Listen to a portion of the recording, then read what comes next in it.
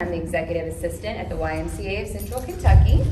Tonight's candidate forum is hosted by the Lexington Nonprofit Coalition, a local alliance of Kentucky nonprofit network members. The forum is being held to provide the District 6 candidates for Urban County Council an opportunity to address issues that impact nonprofits' ability to effectively accomplish their missions in our community.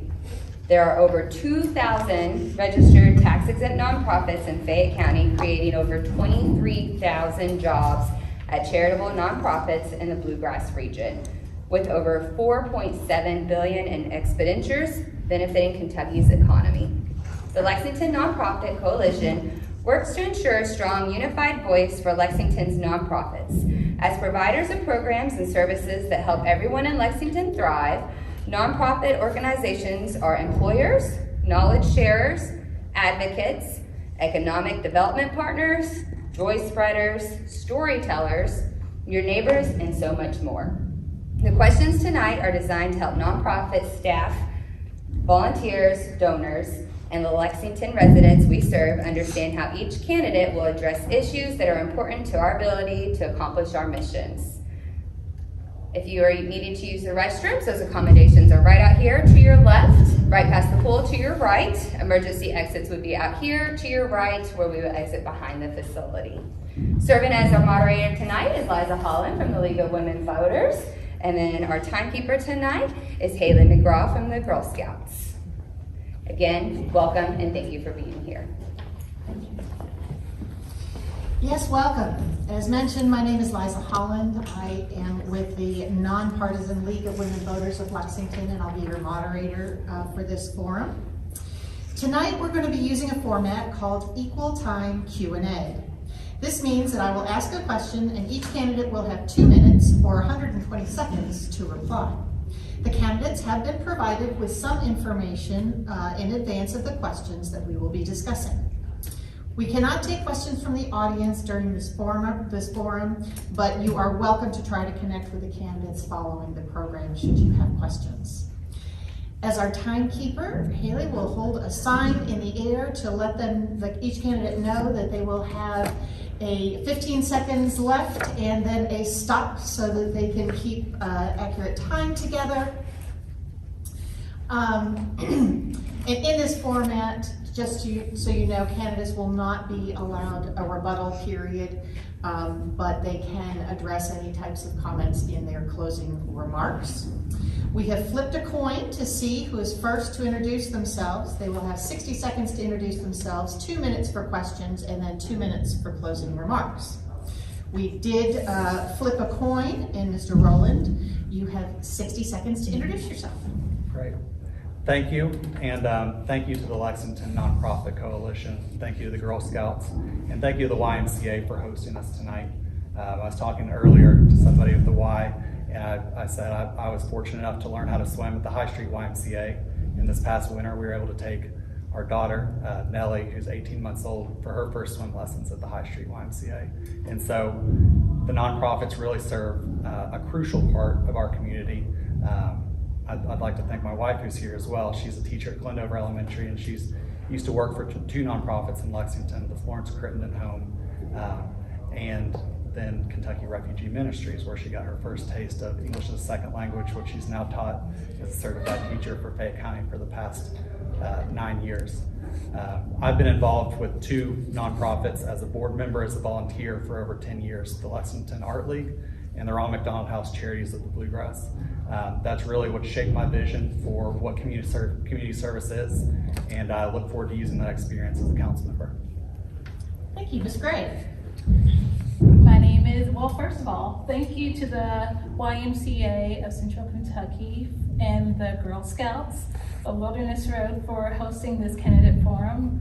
I'm so glad to say that the Girl Scouts were a big part of my life. And I was saying earlier, on my honor, I promise. And that motto has actually helped serve the person that I am today. It taught me the leadership skills. It taught me the confidence that is needed to go out and lead, not only in the classroom, not only in the courtroom, but in our community. So I was born and raised right here in Lexington, and I look forward to leading the way in Lexington of leadership that truly knows our district and knows what we were, and to take us where we should be going. Thank you. Ms. Gray, you'll go ahead and take the first question first. And the way that these questions are framed, there's a little bit of background information, and I will indicate where the actual question comes. So, our first question: the rise of violent crime and gun violence in particular is top of mind for most of Lexington's residents. The nonprofit community is a big part of any solution to address crime and violence. Research confirms that stable housing, food security, access to after-school programs and social support, and many other services provided by nonprofits are all proven factors in violence prevention and intervention. Our question is, what role do you think the city and the council have in helping nonprofits provide these crucial services, both with new and existing nonprofit programs and services? Well, much of what the city does relies on the acts of nonprofit. The city cannot fully function adequately without the help of nonprofits. Regarding crime, one thing that One Lexington speaks about often is the partnership that it holds with nonprofits that are already doing the work in the community, doing some preventative acts with our youth, such as the music, the arts, as a way for the young people to speak about what they go through on an everyday basis. Plus, so that is used as a preventative action that's already taking place. So I would see that the nonprofits as a partnership with myself as city councilwoman and with the city. Thank you so much. Mr. Rowland. As you're saying, public safety is probably the top issue we're facing right now in Lexington. We've all seen the statistics when it comes to crime, especially violent crime, and unfortunately, violent crime amongst our youth. I think a lot of that root cause is that we had kids that were out of the classroom for 2 years that didn't have the support system at home. They didn't have the access to the after-school programs, the sports teams, the nonprofits that really were those support systems outside of the home. And so a lot of kids, unfortunately, went down the wrong path over these past 2 years. And I think that that's the population we need to make sure we focus these resources that nonprofits are providing our community to make sure that kids have the support system they need and feel comfortable in their community and feel like engaged citizens within their community. I think as far as new programs, I think that how we view public safety, we need to take a more holistic approach. And I think that includes expanding access to mental health and addiction resources.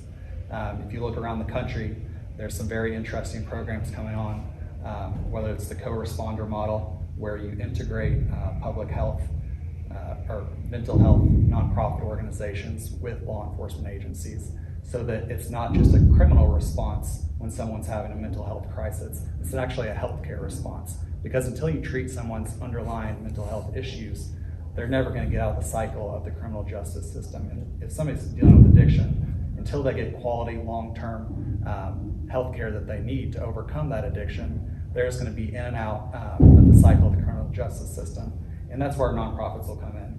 They're really the ones out in the community that provide these vital services that the city individually cannot do. So we need to break down silos. We need to have nonprofits at every meeting when we're talking about these big issues in Lexington, and see what everybody's bringing to the table, because we have so many great nonprofits within our community already doing wonderful work.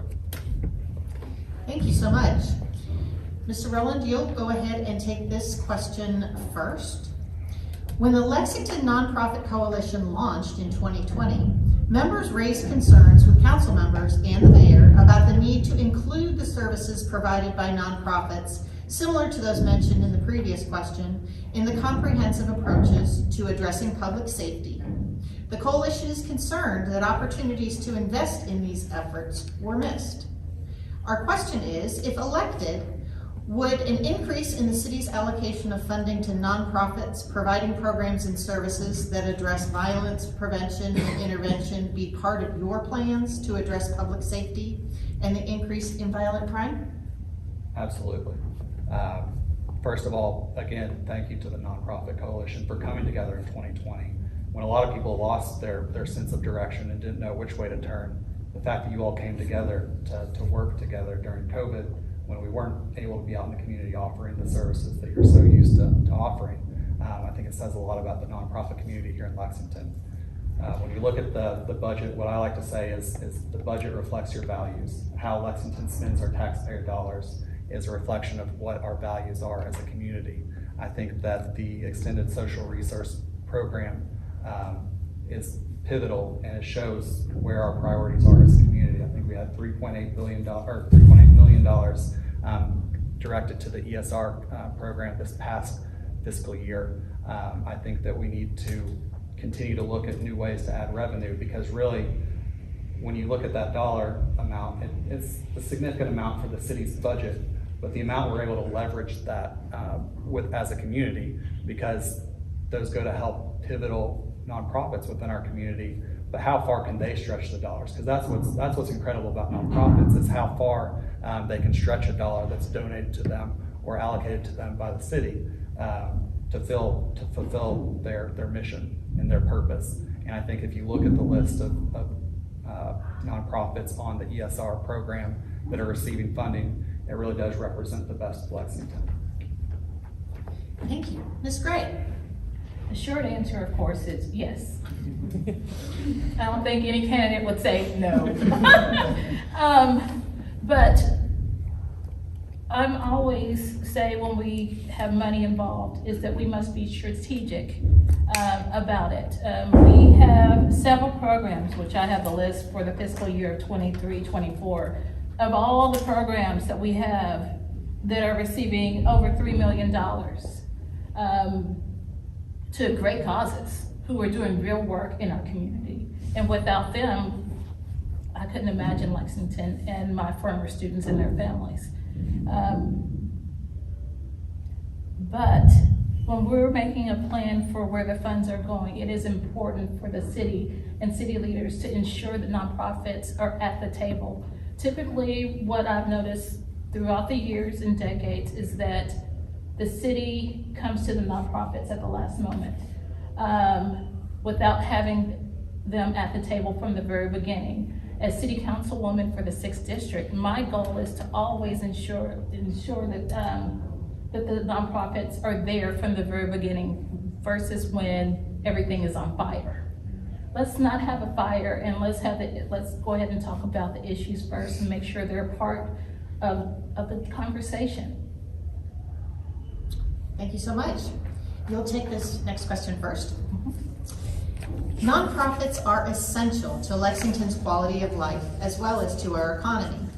Prior to the pandemic, data show that nonprofits employ over 20,000 in the Bluegrass, generating over $1 billion in annual wages, contributing significantly to the occupational license tax, and spending nearly $5 billion annually. While these are impressive numbers, the fact is that some nonprofits are challenged to provide pay and benefits that will ensure a living wage, provide access to affordable housing, and some have full-time employees with wages that still qualify them to receive public assistance. And unlike the for-profit entities, nonprofits are typically not in a position to simply increase prices to address these issues. Nonprofits aren't selling cheeseburgers or coffee. So our question is, given that nonprofits are both vital to creating solutions to help address the city's challenges and critical to the city's economy, what would you do to help nonprofits address these workforce issues so that they can continue accomplishing their mission? I'm thinking about my answer. I was thinking about all the issues, all the problems, such as, I've worked in a nonprofit. I've had many positions in this world before getting to this stage in my life. And I was thinking about the issue of rising healthcare costs, as well as typically small nonprofits, you wear many hats. The executive director might be the custodian one day, which leads to burnout. And so part of the city's role, and as my role, is to ensure that we have those grants, that funding that is there to supplement them in those times of need. Because we know it's hard to have a nonprofit, or else everybody would be doing it. It takes a special person to give their life to service. And although the city currently has many grant programs and other ways to supplement, but I'm just curious, what else can the city do? And I've looked at other cities to see how they're supplementing their nonprofits, and I have not come up with a straightforward answer to that, other than producing more funding. Money makes the world better, right? And especially for a nonprofit. So working on ways to generate in our budget with the social services that work directly with the nonprofits, perhaps an incentive of some sort would be something that I would be curious about working on. But yes. Thank you. Mr. Rowland. I think the most important thing that we can do to help our nonprofits, especially when it comes to workforce, is making sure that they have a seat at the table. My background's in economic development, and it's sad, but too often times people view the nonprofit sector as sort of on the periphery to economic development. It's not in the private sector, so profit's not the motive, that they're somehow in a different class. But we talked about the statistics earlier. I mean, 24,000 employees within the Bluegrass region. That's as many as the University of Kentucky and Toyota combined. Do you think we're going to have top discussions about economic development without bringing in Toyota, without talking to UK? Again, the $4.7 billion in expenditures, that's 10 times the city of Lexington's annual budget of $470 million.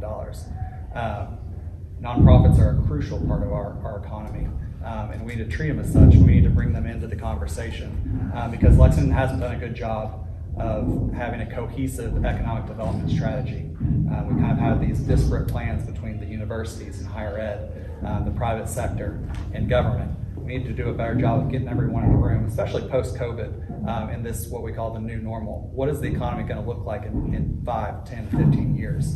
And how can we leverage our educational institutions to make sure that we have the workforce to train everyone for jobs in all aspects of the economy in Lexington. And then I think the number one issue, or one of the biggest issues facing Lexington, and it certainly affects the nonprofit sector, is affordable housing. Back when my wife and I purchased our home, we were both in public service. She was a teacher, I was working in Frankfurt for state government. If I hadn't been in the military for 6 years and had access to a VA loan, we could have never bought our first home. We need to make sure that people within the nonprofit sector who are dedicating their lives to a greater mission are able to access affordable housing in Lexington so that they're really part of our community. Thank you. Mr. Rowland, you'll take this question first. Arts and other quality of life organizations are critical to Lexington's economy, especially as tourism picks up.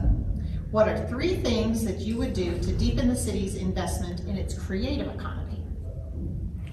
Sure. I think the number one thing, well, I guess we'll go for 3 things. I mentioned earlier my work for the Lexington Art League. I've been on the board there for the past 6 years, and I've been volunteering and attending events there since my freshman year of college.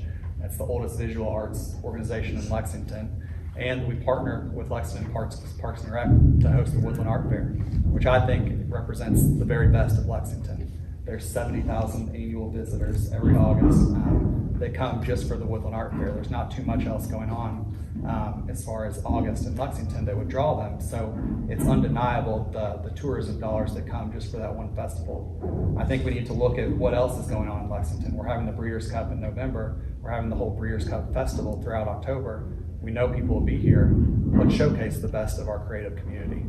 Let's showcase our best artists, musicians. We just had the Chamber Music Festival a couple weeks ago, which, I mean, has a very small but very vocal and very supportive group of donors and supporters and of people who appreciate the chamber music. So I think that it's the city's job to, one, identify and leverage those opportunities where we know people will be in the community. And then we need to work with the private sector. I think downtown we have Base 110, which provides co-working space that they've also turned into an art gallery. Places like that where people are working either part-time or they have a full-time office there, they're able to see, oh, here's the artists that are out in the community. They don't have to go to an art museum or some sort of gallery outside of Lexington. I think that with institutions like the Lexington Art League, but then having people in the private sector like 21C, we've become more of a destination. And I think there's a lot of potential with our creative economy. We just got to make sure that we identify those opportunities. Thank you. Ms. Gray? Well, here are my three. I'm just going to number them off. Monetarily, we invest in them, we showcase them, and then we make the arts a priority. We have the arts that are taking place all over Lexington, not just downtown. We have arts taking place in the 6th district, but you wouldn't know that. Versus us all going downtown for the arts, how about we go to our districts, and our districts have areas where we can showcase those arts, our youth with their rap skills, with their singing skills, with their monologue skills in our districts. Let's showcase those youngsters. Which would also help with preventative actions of crime and giving our youth an opportunity to showcase what they're great at, and also putting a light on how diverse we are. Going downtown isn't the most opportune thing for all Lexingtonians. I would like for us to go over to Cardinal Valley to see the arts there. I would love for us to go over to Takes Creek area and see the arts there. Let's make Lexington a smaller place by making the arts more available to all. Thank you. Ms. Gray, you'll take this next question first. For a number of reasons, grants and partnerships with the city can be challenging for many nonprofits. These reasons often include onerous reporting, agreements that often require nonprofits to spend first and then wait for the expenses to be reimbursed, meaning nonprofits must find a way to front the city money, and timing of agreements and grants that can impact nonprofits' ability to both respond to short-term issues and alternatively plan strategically for the future. Our question is, if elected, how would you advocate for streamlining agreements between the city and the nonprofit partners that ensures a true partnership, getting these vital funds to nonprofits to allow them to perform their services in the most flexible and efficient manner while still maintaining accountability to our taxpayers?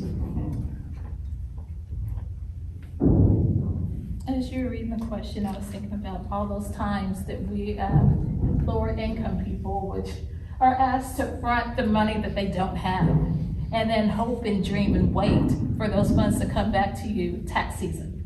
That's what I heard in my mind. And that's a lot what we're asking our nonprofits to do, is to live on a shoestring budget and do all these ginormous things here in our city and hope and dare to dream that the funds will come down the line. I would like to make sure that the whole process is more transparent, and also that when grant time is there, that we have help that is really there to walk our nonprofits through. Not all nonprofits know exactly what to do with their grants. Let's make it easier for these nonprofits to receive these funds that they so readily need, and so evidently that our city needs as well. So being transparent about the process and making it more accessible to all nonprofits, no matter what their budget actually looks like. And actually, we want to make sure those with the smaller budgets that are doing the great deal of work here in Lexington have a greater opportunity for those funds. Super. Mr. Rowland. I think the first thing we need to do is to get everybody at the table. I mentioned earlier that I've been on the board of the Lexington Art League for the past 6 years. I served as president of the board from 2019 to 2021. And during that time, we had a serious sit down with Parks and Rec, who I mentioned was our host for the Woodland Art Fair, because we share the expenses and we share in the money that's made. And the way that it was set up was not organized. It was basically, we'd spend the rest of the year after the August event kind of going through reconciliations, passing around receipts, saying how much do we spend on this, how much do we spend on that. So in 2019, when I was board president, we reached out to Amber over at Parks, and we said we need to make this a conversation.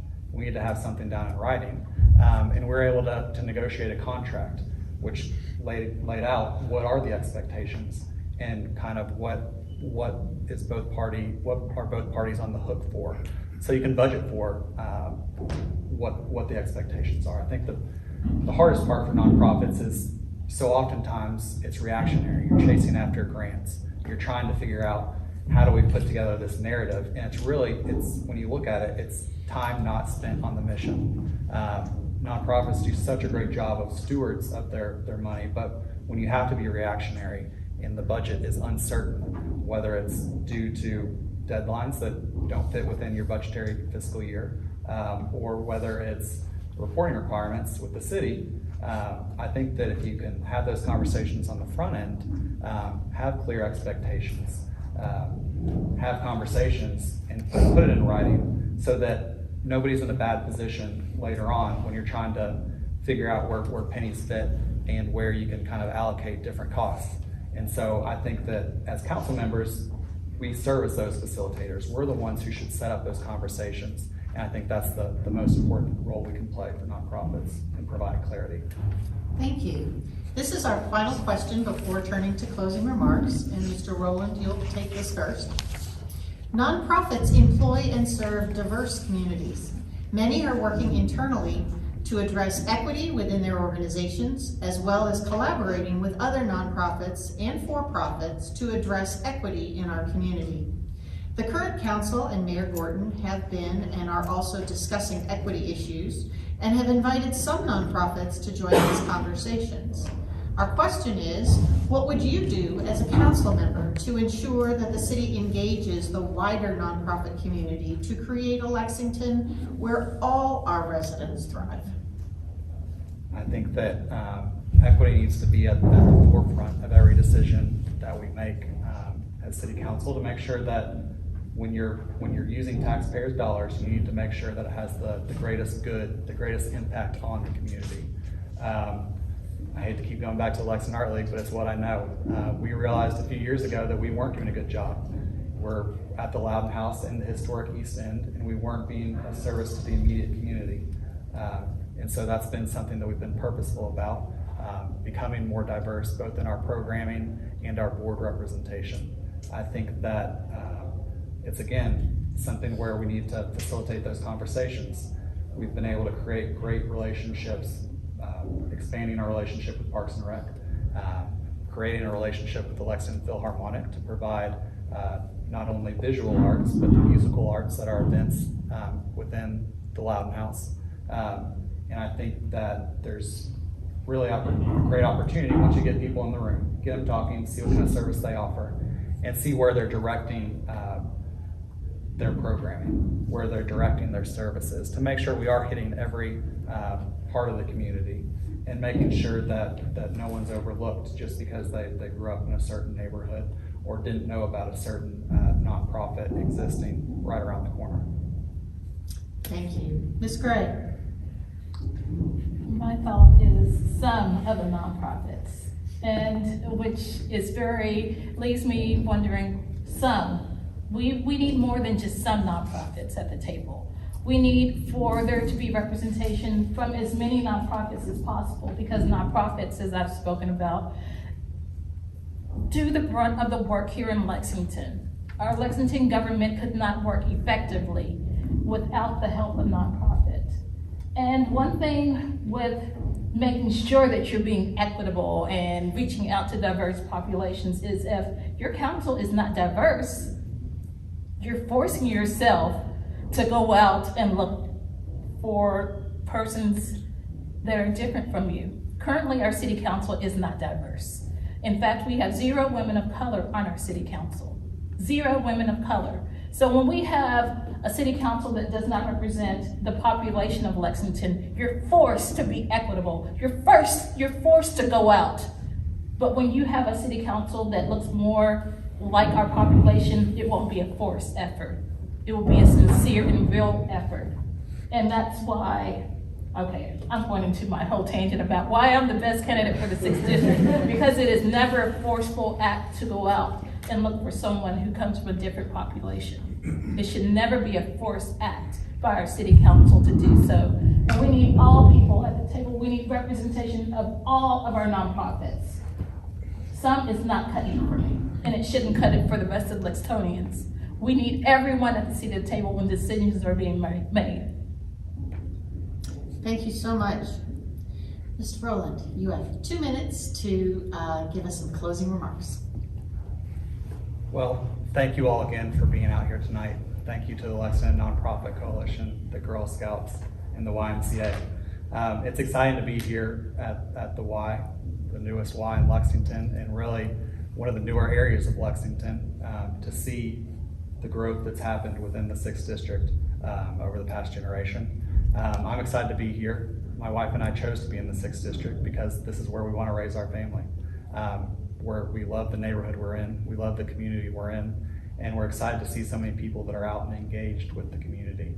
I think that using my background, I used to like to talk about my experience in Frankfurt, where I worked at the Attorney General's office in economic development, but for tonight, I really do think that my experience in the nonprofit sector has prepared me to be an effective city council member, serving on the boards, serving as volunteers, really seeing how can we build up these relationships.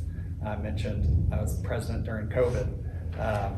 First of all, thank God for PPP loans, but thank God for the Lexington nonprofit community, because while PPP loans maybe helped cross that bridge or bring the gap together, it was really the nonprofit community that kind of coalesced and came together, and that's what we're seeing here tonight.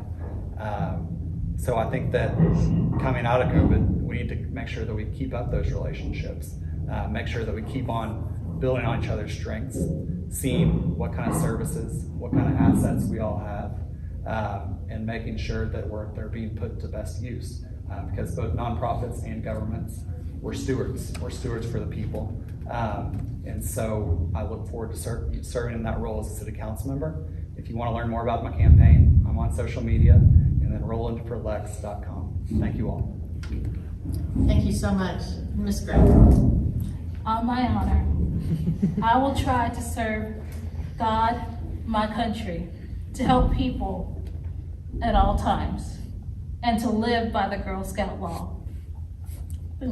That was taught to me as a child, and that saying has carried me throughout my adulthood.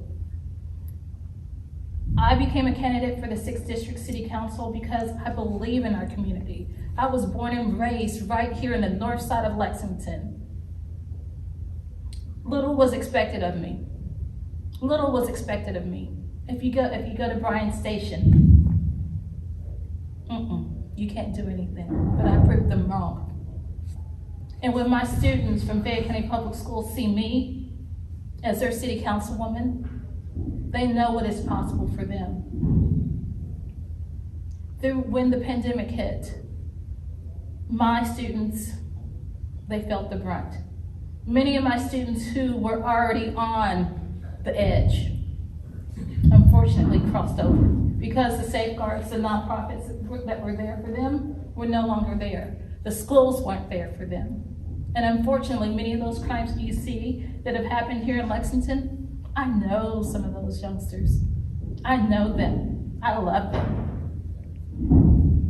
But it's the help of the nonprofits who have continued to do the work in our district, in our city, who have seen people who others feel they are forced to be seen. They have seen them. And that's why it's important for us to put all our hope and support support our nonprofits here in Lexington. Because I've said it before, our city could not function properly without the support and the help of our nonprofits. Thank you both so very, very much for your well thought out and informed answers. Well, thank you, Liza, for being our moderator, and Haley for keeping time, and thank you both, Charlotte and Denise, for being here this evening. On behalf of the Lexington Coalition, Nonprofit Coalition, we are very grateful to have you guys here and to hear about the visions of the future and how the city can best support Lexington's nonprofits and ultimately the Lexington residents that nonprofits serve. Special thank you to Whitaker Y for hosting us this evening. Sorry for the noise that we heard throughout the evening. They're feeling their weights. Yes. I'm now at the North Y, we're at one level, and I forget about the displacement of weights, so I apologize for that, but I appreciate you guys toughing it out and answering all the questions this evening. And everybody be safe on your way home. Thank you again. So much.